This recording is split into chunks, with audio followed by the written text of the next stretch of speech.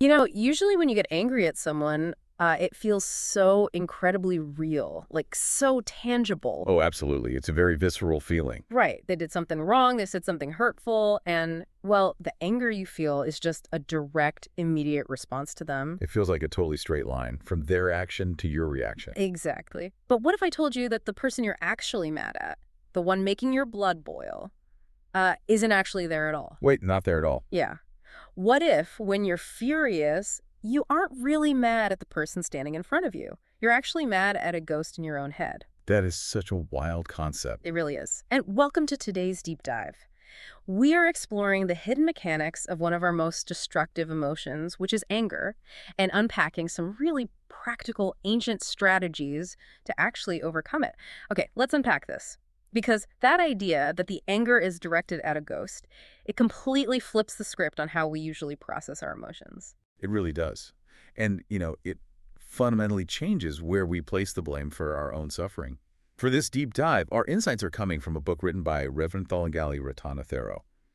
Specifically, we're looking at its final chapter. And that chapter is this brilliant blend of timeless Buddhist philosophy and just like highly practical everyday reflections. Right, and the core premise it starts with is precisely what you just said. To understand how to defeat anger, we first have to realize where it actually lives. Okay, so where does it live? Well, when you are angry, you aren't reacting to a physical person.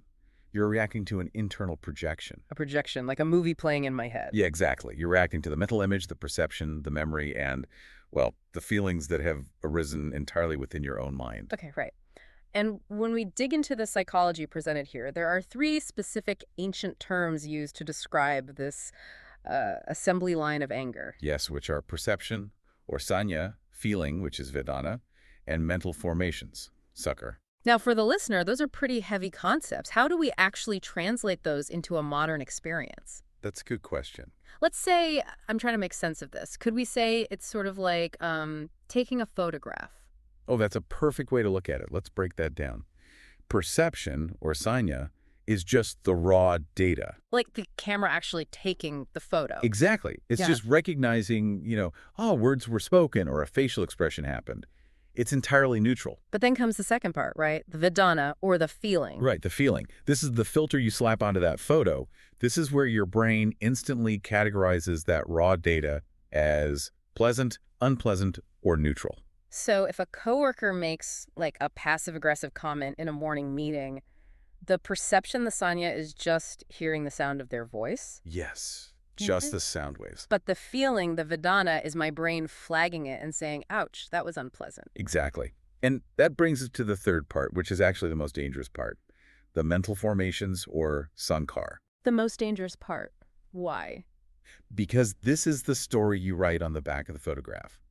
It's your brain constructing a narrative, like, they always disrespect me, or I need to put them in their place. Oh, wow. So by the time you're feeling the heat of anger, you aren't dealing with the raw data anymore. Not at all. You are dealing with the sakara, the mental construction. Which makes perfect sense of a scenario we've all lived through. Let's stick with that morning meeting. By noon, that passive-aggressive coworker is miles away. Totally oblivious. Right. Maybe they're eating a sandwich, having a great day. But you're sitting in your car or at your desk replaying what they said. Over and over again. Yeah. And as you replay it, your heart starts racing again, your face gets hot, your muscles tense up. It's like replaying a bad movie in your head. And the other person is miles away. The words no longer exist, but your heart is still racing. You're literally fighting a memory. Exactly. And that physiological response you're describing is happening right now in the present, based entirely on something your mind is doing. Because the actual event is completely over. Right. The event has passed. The words have faded into thin air. Yet the anger is fresh. Why? Because the mind has recreated the event. The suffering is being generated entirely from within. Yes. And if we connect this to the broader picture, this is a cornerstone of the Buddha's teaching.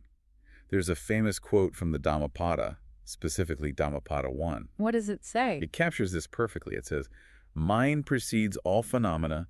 Mind is their chief. They are all mind-made. Mind is their chief. That is powerful, but I can also hear the listener right now saying, hold on, if someone does something objectively terrible to me, saying my reaction is mind-made sounds a lot like blaming the victim. That's a very fair point. Yeah, like it sounds like we're giving the jerk a free pass. And that is a crucial distinction to make. It's a trap a lot of people fall into when studying this philosophy. Recognizing that your anger is mind-made does not mean that harmful actions by others are acceptable. So it doesn't excuse their bad behavior. Not at all. What it does is shift your locus of control. It shifts our focus from asking, why did they do this to me, to a much more empowering question. Which is? Why am I allowing this thought to continue to hurt me? It takes the anger, which usually makes us feel helpless, and turns it into an opportunity for wisdom. Which brings us to the actual damage being done. If the anger is entirely generated from within my own mind, then who is actually taking the damage? Exactly. We usually think our anger is a weapon we're using against the other person. But to show how backward that is, there's this incredibly vivid metaphor. Holding on to anger is like holding a burning piece of charcoal with the intention of throwing it at someone else. Yes, the burning charcoal. Yeah. It's such a visceral image, isn't it? If you pick up a glowing red-hot piece of coal to throw at your enemy, who gets burned first? You do. Right. Before the charcoal ever reaches anyone else, your own hand has already been severely injured. And when you look at the physiological impacts, anger works exactly the same way. It burns you from the inside out. Yes. Every moment you hold on to it, it changes your breathing, it increases tension in your body, it disturbs your sleep. It clouds your judgment, too. It absolutely destroys your peace, long before it ever affects anyone else. There's a really famous quote that often gets paired with this idea. You see it on motivational posters all the time. Holding on to anger is like drinking poison and expecting the other person to die. It's a brilliant quote. Now, it's worth noting that this specific phrasing isn't strictly found in the ancient Pali Canon, but it perfectly illustrates the truth of the teachings. The poison enters your own body. Exactly. The suffering begins in your own mind. The person you are mad at might be having a wonderful day, completely unaware that you are seething. Right, so your own peace has completely disappeared, and they're fine. So, who is really lost in that scenario? Okay, I hear that. I understand the logic, but let me push back a little bit on behalf of the listener again. Go for it. We talk a lot these days about self-love and self-care. And a big part of that modern conversation is about setting boundaries, standing up for yourself, and not letting people walk all over you. Sure, that's a very common perspective. So, if I just drop my anger every time someone wrongs me, isn't that being weak? Doesn't loving yourself mean fighting back? That is a very natural reaction. Yeah. But let's redefine what self-love actually looks like in practice. When you love your family, what do? You protect them. Right. You say, I will not hurt you. I want you to be safe. I want you to be happy. But how often do we make that same promise to our own minds? Wow. Almost never. If you genuinely love yourself, why would you willingly cultivate states of mind like anger, hatred, or resentment? Because we think those emotions are our armor. We think they protect us. Exactly. But they aren't armor. They're poison. They don't punish your enemies. They punish you They steal your peace. and weaken your health. Allowing anger to dominate your mind is compared to inviting a thief to live in your own house. You wouldn't leave your front door open for a burglar. Yet we leave our minds completely unguarded against thoughts that rob us of our happiness. True self-love means protecting your own peace above all else. The Buddha taught that the greatest enemy is not an external person, but our own untrained mind, right? Precisely. An untrained mind does more harm than any enemy ever could. So we see how anger damages us individually, even when we think we're justified. To ground these abstract concepts into reality, we have two really powerful stories to explore. Yes, these are fantastic for illustrating the point. The first is a modern parable about a carpenter and his son, which perfectly illustrates this idea of the untrained mind. A very relatable story. So the son has a terrible temper, just a really quick fuse, always shouting at friends, arguing with family, saying things he instantly regrets. We all know someone like that. Right. Or maybe we are that person sometimes. Right. So his father, the old carpenter, hands him a hammer, a bag of nails, and a large wooden board. And he gives the boy a simple instruction. Every time you lose your temper, hammer one nail into this board. It's a brilliant physicalization of an emotional habit. It really is. So the first day, the boy is just wailing on this board. He drives more than 30 nails into the wood. That's a lot of anger for one day. But over the next few days, he starts to realize something. The physical effort of going to the board, getting the hammer, and driving the nail is exhausting. So he realizes that simply controlling his temper actually requires less effort than hammering the nail. Exactly. Gradually, the number of nails goes down until one day he doesn't hammer a single nail. He's thrilled. He thinks he's cured. Yeah. He goes to his dad so proud. And the carpenter smiles and says, "Very good. Now, for every day you completely control your anger, pull one nail out." Which takes even longer, I'd imagine. Much longer. Weeks pass, but eventually the boy pulls out the very last nail. The father brings him over to the board and tells him to look carefully. And what does he see? The board is absolutely covered in holes. And the father says, "When you speak in anger, your words leave wounds just like these holes. You may apologize, but the scars often remain." It's a powerful image. Now, usually we hear this story and we think the holes represent the emotional scars we leave on other people. That's the standard takeaway. But there is a much deeper twist to this parable when you apply the framework we've been discussing. What's the twist? Yes, harsh words leave scars on others, but the father's final lesson points back to the mind. He tells his son that every single nail he hammered into that board also left a mark on his own mind. Oh, wow. So the holes are in his own mind. Exactly. Anger hurts the one who carries it before it ever reaches another person. The boy finally understands that the greatest victory isn't shouting down a friend or winning an argument. The greatest victory is mastering one's own mind. It's such a profound realization. It's such a great visual. You think you're building a fence to keep people out, but you're actually just punching holes in your own foundation. Perfectly put. But what happens when that kind of justified anger infects an entire community of people who are supposedly experts in peace? That brings us to our second story. Yes, a historical event from the Buddhist tradition, the story of the quarreling monks of Kosambi. Which is the historical background to Dhammapada verses 3 through 6. And it is a perfect example of how insidiously anger can disguise itself as righteousness. It started between two groups of monks over a minor rule of monastic discipline. Minor? Like how minor? We're talking about a tiny, insignificant disagreement about how things should be done in the bathroom. It was incredibly trivial. But instead of discussing it calmly, each group became absolutely convinced that they alone were correct. It's like ignoring the world's best mechanic when your engine is on fire, just because you want to be right about what kind of oil to use. That is exactly what happened. It got intensely personal. These are monks, right? People who've dedicated their lives to harmony and peace, and they stopped speaking kindly to one another. Over a bathroom rule. Yes. Yes. They started actively criticizing each other. It got so bad that the lay supporters, the everyday people who provided food to the monastery, became deeply distressed. I mean, I would be too. The conflict reached such a boiling point that the Buddha himself personally intervened to tell them to stop quarreling, warning them that hatred only creates more suffering. And they ignored him. They completely ignored the Buddha. They refused to listen to his advice. Their minds were so clouded by the charcoal they were holding that they couldn't hear wisdom even when it was standing right in front of them. That is wild. So what did the Buddha do? Seeing that they were unwilling to change, he essentially just walked away. He quietly left Kosambi and went to spend the rainy season alone in the Paraliyaka forest. Just walked out on them. And my favorite detail of this story is that while he was in the forest, he was accompanied only by an elephant who cared for him.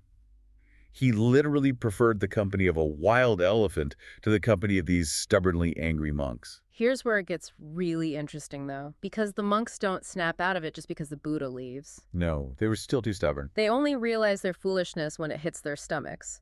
The lay followers, seeing the Buddha leave and the monks still fighting, basically go on strike. They stop offering food and support. Yes. Only when they are literally starving do the monks realize the consequences of their stubbornness.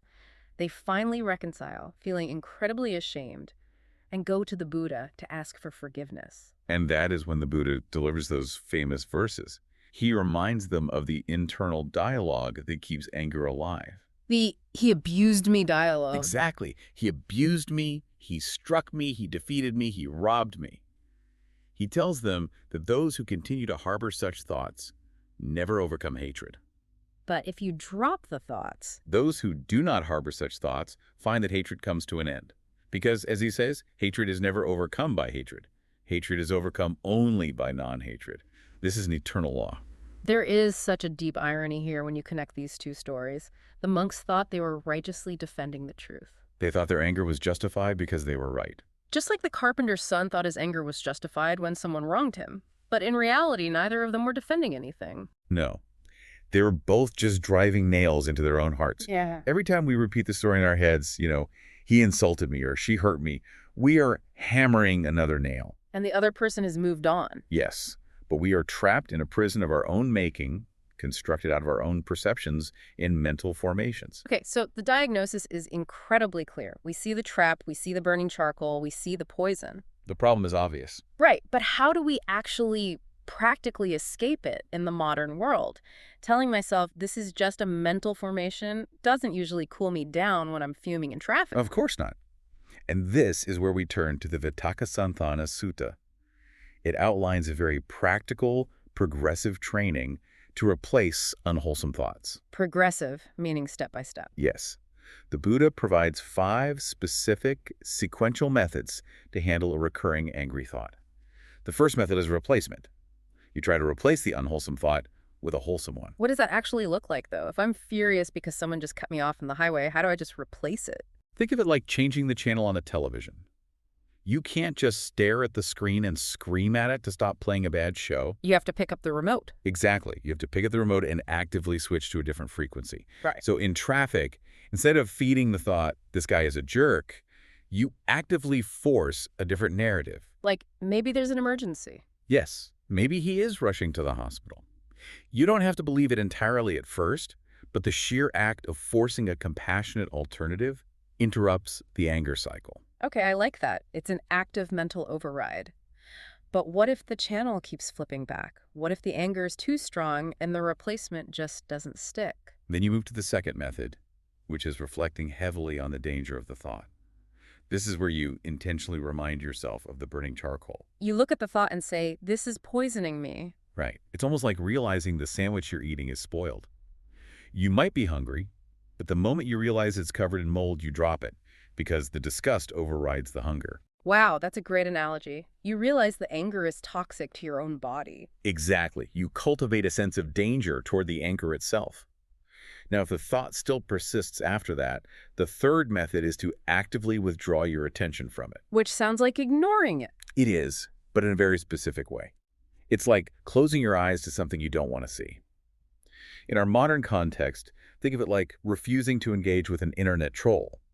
But the troll is in your own brain. Refusing to reply. Yes. You acknowledge the thought is yelling at you, but you refuse to type a response. You withdraw your mental participation. You go for a walk. You focus intensely on a physical task. You starve the thought of oxygen. Not feeding the troll in your own brain. I love that.